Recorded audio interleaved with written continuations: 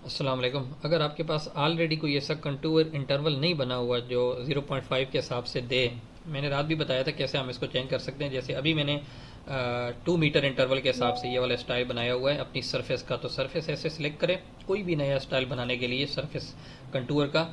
यहाँ पे surface style, और सरफेस स्टाइल में देखिए काफ़ी ज़्यादा पड़े हुए हैं। मेरे पास 0.5 मीटर का ऑलरेडी बना हुआ है, लेकिन अगर नया बनाते हैं तो क्रिएट न्यू पे जाके हम नया भी बना सकते हैं, ठीक है। लेकिन उसके अलावा भी एक मेथड है, मैंने ये वाला रात को बताया था आपको।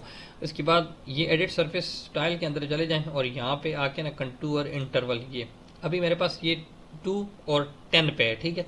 तो मैं इसको 0.5 इंटरवल दूंगा। मेजर इंटरवल खुद ही ये डिसाइड करेगा उसके हिसाब से, 0.5 के हिसाब से। और ये यहाँ पे इसको ओके करेंगे आपका। तो स्केप करके देखें तो आपके अभी ये कंटूर्स जो हैं 0.5 के हिसाब से हो चुके हैं। तो ऐसे कोई भी कंटूर स्टाइल है आप अपनी तरफ से भी नया क्रिएट करके भी बना सकते हैं और अपने किसी भी नाम से सेव कर सकते हैं।